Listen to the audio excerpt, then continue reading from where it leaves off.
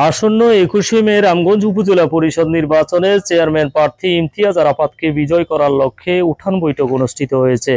আজ বৃহস্পতিবার বিকেল 5টায় উপজেলার 8 নং করপাড়া ইউনিয়নের সর্বস্তরের জনগণের উদ্যোগে বদরপুর ও উত্তর বাটিয়ালপুর এলাকায় পৃথক পৃথক এই উঠান বৈঠক অনুষ্ঠিত হয়।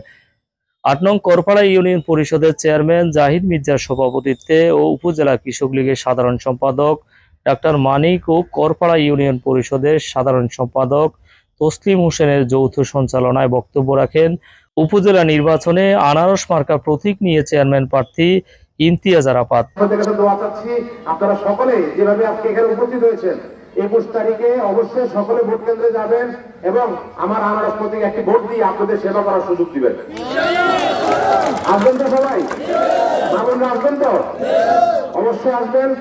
আমার বাবা দীর্ঘদিন যাবত সেবা করে গেছে, আমিও চাচ্ছি, আমি ওনার থেকে শিখেছি কিভাবে কি করতে হবে, সেভাবে আমি আপনাদের সাথে থাকবো ইনশাল্লাহ এবং আপনাদের সকলের সাথে সমন্বয় করে কাজ করব।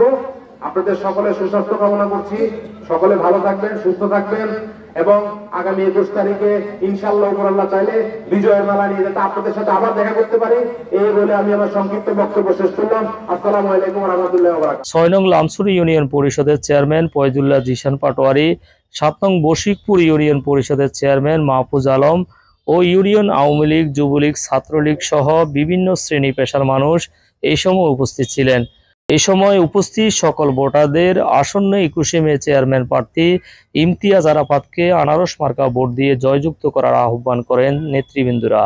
আমরা চাই একজন সৎ নিষ্ঠাবান জনপ্রতিনিধি, আর ওনাকে যদি আপনারা নির্বাচিত করতে পারেন আরেকটি বিষয় আপনারা বাড়তি সুবিধা পাবেন এই ইউনিয়নবাসী, সেটা হলো ওনার বাবা জেলা পরিষদের চেয়ারম্যান, জেলা পরিষদ এবং ইউনিয়ন পরিষদ, উপজেলা পরিষদ 3 পরিষদের সমন্বয়ে আমি বিশ্বাস করি বাটিয়ালপুর সহ সকল এই ইউনিয়নের সকল জরুরি যে সমস্যাগুলি আছে উন্নয়ন বিষয়ে ইনশাল্লাহ সেটা সমাধান করা সম্ভব হবে।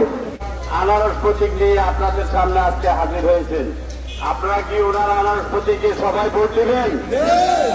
হাত তুলে বলেন মা বোনেরা, সবাই কি ভোট দেবেন? আমরা সন্ত্রাস মুক্ত, মাদক মুক্ত একটা সমাজ গড়ার জন্য আমরা ইমতিয়াজ ভাইকে চাই, যার দ্বারা এই সমাজকে আমরা পরিবর্তন করে দিতে পারবো। আপনারা কি একমত নয়?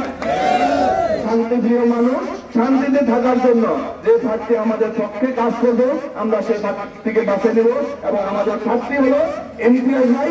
ইমতিয়াজ ভাইয়ের বার্তা হলো কি? 21 তারিখে ইনশাআল্লাহ আমরা সকলে কেন্দ্রে এসে ইমতিয়াজ ভাইকে ভোট দিয়ে বিপুল ভোটে ভোট দিয়ে আমরা বিজয় করে ঘরে ফিরবো ইনশাআল্লাহ, নাকি? শাহ আলম, দৈনিক নবযুগের কণ্ঠ, রামগঞ্জ।